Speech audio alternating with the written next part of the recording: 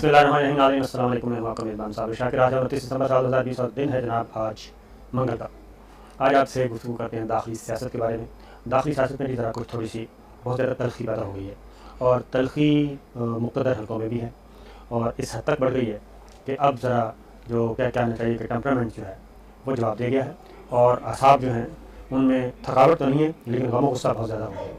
اور غم و غصے کی وجہ کیا ہے؟ غم و غصے کی وجہ ہے کہ فوج پاکستان کو مسلسل لتاڑا جا رہا ہے، اور نہ صرف لتاڑا جا رہا ہے بلکہ ان کو گالیاں دی جا رہی ہیں، ان کو دھمکیاں دی جا رہی ہیں، اور معاملات ہیں کرپشن کے، معاملات ہیں احتساب کے، معاملات ہیں نیب کے، اور معاملات ہیں سیاسی ناکامیوں کے.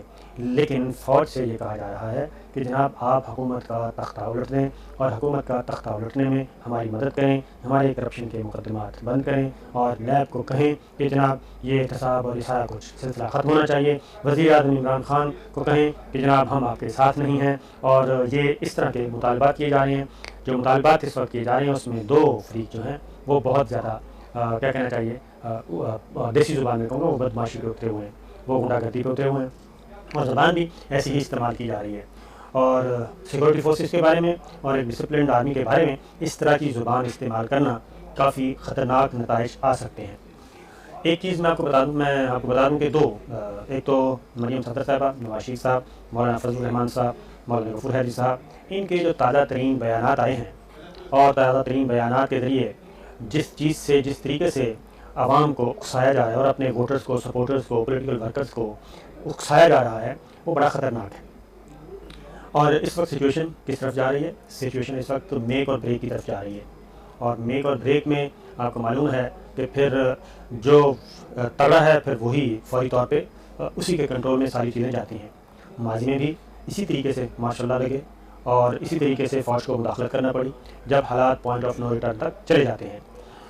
ایک ایوب خان صاحب کا ماشاء اللہ لگا جی، جنرل ایوب خان نے ماشاء اللہ لگایا. اس وقت بھی جو اقتدار کے ایوانوں میں رسہ کشی، محلاتی سازشی عروج پہ تھیں، اور امور مملکت ایسے تھے کہ اسکندر مرزا اپنا کھیل کھیل رہے تھے. گورنر جنرل اسکندر مرزا تھے، پرائم منسٹر کی کوئی حیثیت نہیں تھی، اور یہ کھینچا تانی چل رہی تھی. اپوزیشن جو ہے جماعتیں اتنا زیادہ پولرائزیشن کا شکار تھیں، پولیٹیکل پارٹی پولرائز ہو چکی تھیں، سیاست بالکل ایک دوسرے کے ساتھ اسی طرح کا ماحول تھا. پھر اس کے بعد دوسرا ماشاء اللہ کیسے لگتا ہے، وہ اسکندر مرزا نے تو اپنے لیے کھیل کھیلا تھا، لیکن اسکندر مرزا کے ہاتھ میں بھی نہیں کچھ آیا، اور سیاستدانوں کے بھی ہاتھ میں بھی کچھ نہیں آیا تھا. اور جنرل ایوب خان نے ماشاء اللہ لگایا تھا، اور وہ 11 سال تک چلا تھا. 58 میں وہ آئے تھے اور 69 میں وہ گئے. اس کے بعد دوسرا ماشاء اللہ بڑا وہ جنرل ضیاء الحق کا تھا. جنرل ضیاء الحق صاحب نے کیسے ماشاء اللہ لگایا تھا جناب؟ وہ ایسے لگایا تھا کہ الیکشن ہوئے، اس کے بعد نتائج تسلیم نہیں کیے گئے، دھاندلی ہوئی، تحریک چلی، اور تحریک چلتے چلتے چلتے مذاکرات ناکام ہوتے گئے. اور جب مذاکرات شروع ہوئے تو اس وقت تک معاملات کافی گھمبیر ہو چکے تھے. اور میرا شہر ہے، چھوٹا سا شہر تھا بہاول نگر، اس وقت تو بہت ہی چھوٹا تھا، 77 میں. وہاں پہ بھی سچویشن ایسی تھی کہ وہاں پہ بھی پولیس نے فائرنگ کی. ایک نوجوان تھا FA کا طالب علم سلمان، وہ شہید ہو گیا. اور اس کے بعد بہاول نگر جیسے شہر میں بھی کرفیو لگانا پڑا تھا، 2 دن کا پھر وہاں پہ کرفیو لگا تھا، کشیدگی اتنی بڑھ گئی تھی. تو اس کے بعد پرویز مشرف صاحب کا ماشاء اللہ لگا. پرویز مشرف صاحب کا ماشاء اللہ اس وقت لگا جب وہ سری لنکا سے پرواز کی، اور جب وہ فضا میں تھے، جہاز میں تھے، سفر میں تھے، اس وقت ضیاء الدین بٹ صاحب کو آرمی چیف بنا دیا گیا، اور ان کو معزول کر دیا گیا، اور ان کے جہاز کو اترنے نہیں دیا گیا. تو جنرل پرویز مشرف صاحب کے زمین پر اترنے سے پہلے ملک میں ماشاء اللہ لگ چکا تھا، اور فوجی قیادت نے اقتدار سنبھال لیا تھا. تو اس کے بعد پھر آپ نے دیکھا جنرل ضیاء الحق صاحب کا ماشاء اللہ بھی 11 سال رہا، ایوب خان صاحب کا ماشاء اللہ بھی 11 سال رہا. پرویز مشرف صاحب آئے جناب 99 میں اور گئے 2008 میں. تو ان کے بھی تقریباً بنتے ہیں 9 سال، ان کے 9 سال بنتے ہیں. اور یہ چیز چلتی رہی. اب بھی سچویشن کیا ہے؟ اب سچویشن تو اس سے بھی گھمبیر ہوتی آ رہی ہے، اور اپوزیشن خاص طور پہ مسلم لیگ نواز شریف فیملی اور مولانا فضل الرحمان صاحب، اور پھر ان کے ساتھ کون ہیں؟ اٹھگئی صاحب ہیں، قوم پرست جماعتیں جو آئین کو مانتی ہی نہیں ہیں، وہ چل رہا ہے. پھر اب جو گالم گلوچ آ گئی، اب آرمی چیف کو براہ راست، DGI کو براہ راست، کور کمانڈرز کو بھائی نوٹس ملے ہیں، اس کا جواب دے دیں. وہ کہتے ہیں اب نوٹس نہیں، اب تو ہم پوری جماعت جائے گی نیب کا. پھر کہتے ہیں کور کمانڈر ہاؤس کا گھیراؤ کریں گے، پھر کہتے ہیں GHQ کا گھیراؤ کریں گے. تو یہ ساری چیزیں نوٹ تو ہو رہی ہیں. اور اس وقت خوش قسمتی یہ ہے کہ جو آرمی چیف ہے جنرل قمر جاوید باجوہ، وہ ہیں جناب بالکل ڈیموکریسی کے حامی. وہ کہتے ہیں جمہوریت چلنی چاہیے، جمہوری نظام چلنا چاہیے، پارلیمانی نظام چلنا چاہیے، اور آپس کے مسائل پارلیمنٹ میں حل ہونے چاہیے.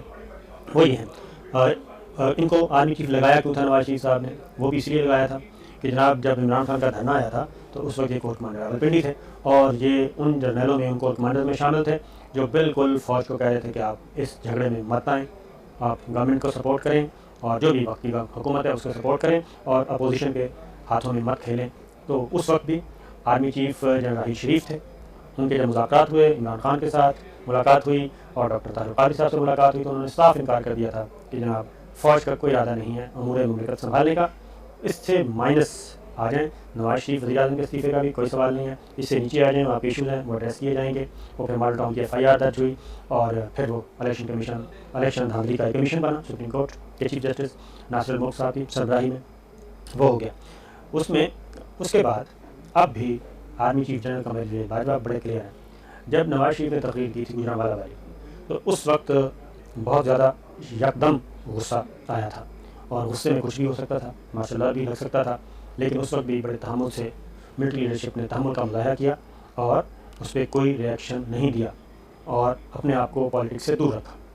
اب تو بلیک میلنگ کی حد تک آ چکا ہے معاملہ، وقت گزرتا جا رہا ہے اور وقت گزرنے کے ساتھ ساتھ اب مولانا کو ایک نوٹس ایشو ہوا ہے نیب کی طرف سے، اور اس میں یہ بات ذہن میں رکھی ہے کہ یہ 99 کہہ رہا ہوں، 99 کے بعد جب 2002 میں انتخابات ہوئے تو LFO پہ مذاکرات ہوئے تھے، LFO legal frame work order, یعنی پرویز مشرف صاحب نے 99 سے 2002 تک بطور چیف ایگزیکٹو کے جتنے بھی اقدامات اٹھائے تھے، جتنے بھی احکامات کیے تھے، جتنے بھی آرڈیننس جاری کیے تھے اور جتنے بھی قوانین بنائے تھے، نوٹیفیکیشن ایشو کیے تھے، اس کے لیے ضروری ہوتا ہے کہ جب بھی اس طرح کی ایکٹیویٹی، جب جمہوریت کنورٹ ہو، انتقال اقتدار ہو، تو جب انتقال اقتدار منتخب حکومت کو دینا تھا تو اس کو انڈیمنٹی دینی ہوتی ہے آنے والی پارلیمنٹ میں۔ پارلیمنٹ ہمارے وجود میں آ چکی تھی 2002 کے انتخابات کے نتیجے میں، متحدہ مجلس عمل ایک بڑی جماعت بن کر آئی تھی، KPK میں ان کی گورنمنٹ بنی تھی، لیڈر آف اپوزیشن بھی MMA کا آیا تھا، مولانا فضل الرحمان صاحب تھے، اس وقت مذاکرات ہوئے تھے بیک ڈور چینل پہ، بند کمروں میں مذاکرات ہوئے، LFO کو منظور کروانا تھا، انڈیمنٹی دینی تھی اور پارلیمنٹ نے ان کو اپنی مہر لگانی تھی کہ جناب جتنے بھی اقدامات ہیں ان کو لیگلائز کیا جا رہا ہے، ان کو قانونی آئینی کور دیا جا رہا ہے، یہ ہونا تھا۔ تو اس وقت کچھ لے دے ہوئی تھی، اس وقت کچھ لین دین ہوا تھا اور لین دین کے نتیجے میں ہی سارے معاملات طے ہوئے تھے، اور اس وقت ظاہر ہے کہ فائلیں تو موجود ہوتی ہیں، فائلیں تو کہیں نہیں جاتی، اور پھر یہ ہے کہ اگر آپ کے اثاثہ جات، اگر مولانا کو دیکھیں، اس سادہ سی بات ہے، اگر مولانا کلیئر ہے، بالکل ان کے پاس سارا حساب موجود ہے اور جتنا بھی یہ نیب نے جاری کیا ہے اگر یہ جھوٹ ہے تو مولانا کو اسٹریٹ فارورڈ جانا چاہیے، اور عدالتیں ہماری ماشاءاللہ سے بالکل آزاد ہیں، ہائی کورٹ ہے، سپریم کورٹ ہے، یہاں چیلنج کرنا چاہیے، قانونی اور آئینی راستہ اختیار کرنا چاہیے، یہ نہیں کرنا چاہیے کہ جناب آپ نیب کو بھی ہم اڑا دیں گے، کور کمانڈر پشاور کے گھر کو اڑا دیں گے اور اس کے بعد اب GH2 راولپنڈی کو کے سامنے آ کے بیٹھ جائیں گے، اور وہاں پہ یہ کھلم کھلا دھمکیاں ہیں، اور اس طرح کی دھمکی میں، بلیک میلنگ میں جو میری ریڈنگ ہے وہ نہ ملٹری لیڈرشپ آئے گی اور نہ ہی فوج آئے گی بطور ادارہ، اور اس کا ریئیکشن ہوگا اور اس کا ریئیکشن بڑا سخت ہو سکتا ہے۔ اور یہ واحد میں آپ کو بتا رہا ہوں کہ واحد جناب army chief general Qamar Bajwa ہیں جو بالکل نہیں چاہتے کسی قسم کی انوالومنٹ، اور وہ چاہتے ہیں کہ جناب ہم صرف آپ کو بتا سکتے ہیں، ہم آپ کو ایک مشورہ دے سکتے ہیں سچویشن کیا ہے خطے کی، باقی کام پارلیمنٹ نے کرنا ہے۔ تو معاملات ہو گئے ہیں جناب یہاں تک خراب۔ اب دوسری جانب آ جائیں حکومت کی طرف، اب وزیر اعظم عمران خان بھی جو ہیں وہ اپنی ایک جو نیریٹو ہے ان کا، وہ اس کو لے کے آگے بڑھ رہے ہیں اور اس سے پیچھے ہٹنے کے لیے تیار نہیں۔ اب اس کے نتیجے میں کیا ہے کہ سینٹ کا الیکشن پھنسا ہوا ہے اور اپوزیشن جو ہے وہ مسلسل یہ کام کر رہی ہے اور اپوزیشن کو کوشش کی جا رہی ہے، باور کرایا جا رہا ہے، اور اس میں پیپلز پارٹی کو کریڈٹ جاتا ہے اب تک کہ پیپلز پارٹی اب تک نواز شریف پالیٹکس پہ، نواز شریف کی سیاست پہ، نواز شریف کی وکٹ پہ نہیں کھیل رہی اور نہ ہی وہ مولانا کی وکٹ پہ کھیل رہی ہے، اور اس نے اب تک اس جمہوریت کو بھی بچایا ہوا ہے اور پارلیمانی نظام کو بھی بچایا ہوا ہے۔ اور اگر ان حالات میں مذاکرات شروع نہیں ہوتے باقاعدہ طور پہ گورنمنٹ اور اپوزیشن کے، اور یہ لوگ مل بیٹھ کر کوئی فیصلے نہیں کرتے اور پارلیمنٹ فنکشنل نہیں ہوتی، تو اور یہ جو بیان بازی کا سلسلہ ہے، جو ایک دوسرے کو دھمکیاں دی جا رہی ہیں، جو ایک دوسرے کے خلاف زبان استعمال کی جا رہی ہے، اگر یہ چیزیں نہ رکیں تو ہمیں بھی خطرہ ہے جناب، تو پھر معاملات پوائنٹ آف نو ریٹرن تک چلے جائیں گے اور پھر کسی کے ہاتھ میں کچھ بھی نہیں آئے گا۔ کل ہم پریزیڈنسی میں تھے، ڈاکٹر عارف روی صاحب صدر مملکت، انہوں نے بلایا ہوا تھا، کچھ اور ہمارے دوست بھی تھے جرنلسٹ، سینئر جرنلسٹ، ان میں ایک میں بھی تھا، تو اس میں جو پولیٹکس پہ جو باتیں ہوئیں تو اس میں بھی ہمیں یہ لگا کہ پاکستان تحریک انصاف کے اندر بھی ایک چیز موجود ہے کہ وہ بھی یہ چاہتے ہیں کہ اپوزیشن کے ساتھ بات چیت کی جائے اور بات چیت کرنے کے بعد ہی کوئی حل نکلے. اور الیکٹورل ریفارمز پینڈنگ پڑی ہیں، ایسی لیجسلیشن جو کہ پینڈنگ پڑی ہیں ان پہ اپوزیشن اور حکومت کے درمیان بات چیت آگے بڑھنی چاہیے. مثلاً صدر مملکت نے یہ بھی کہا کہ جناب وہ بات صحیح ہے کہ پی ڈی ایم استعفوں سے پیچھے ہٹ جائے. وہ استعفوں سے دیکھیں اپوزیشن کے ڈیمانڈز کچھ بھی ہوں تو گورنمنٹ کو تو اب کھیلنا پڑے گا اور گورنمنٹ کو ان کو لانا پڑے گا مذاکرات کی میز پہ. اگر مذاکرات کی میز پہ لاتے ہیں تو پھر سچویشن بہت اچھی ہو جائے گی اور معمولات کے مطابق معمولات آگے بڑھیں گے. لیکن اگر یہ نہیں ہوتا تو پھر جو ہے سچویشن گھمبیر ہو جائے گی اور ہو سکتی ہے. اور انتخابی اصلاحات ہیں، باقی لیجسلیشن ہے، ایسی لیجسلیشن کامن لیجسلیشن جس پہ نہ اپوزیشن کو اعتراض ہوگا نہ حکومت کو اعتراض ہوگا. اپوزیشن اگر ریجیکٹ کرتی ہے تو وہ خود ایکسپوز ہو جائے گی. تو اس لیے یہ کام آگے بڑھنا چاہیے. اسپیکر بھی پریزیڈنسی میں موجود تھے، اسد کیسر صاحب وفاقی وزیر اطلاعات بھی موجود تھے، شبلی فیاض صاحب اور پریزیڈنٹ بھی.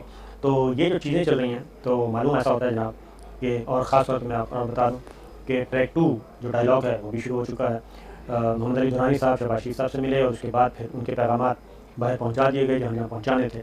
اور شاہد فقان عباسی صاحب جو ہیں وہ جا چکے ہیں بیرون ملک، روانہ ہو چکے ہیں. وہ ایک وایا استنبول انقرہ وہ ترکی وہ پہنچے ہیں جناب. امریکہ برطانیہ مکمل طور پہ بند ہے اور دیکھتے ہیں کہ جناب وہ کہاں کہاں سے ہو کے آتے ہیں اور کیا وہ 10-15 دن کے لیے گئے ہیں وہ واپس آئیں گے، اپنے آپ کو عدالتوں کے سامنے پیش کرتے رہیں گے. وہ کیا باہر سے پیغام لے کے آتے ہیں، باہر کس کے پاس جا رہے ہیں، کیونکہ یہ ان کا صرف نجی دورہ نہیں ہے، یہ بھی پولیٹیکل ہے. اور ایک تو اور بھی صاحب بیرون ملک ہیں. تو معاملات جو ہیں وہ آگے بڑھ رہے ہیں.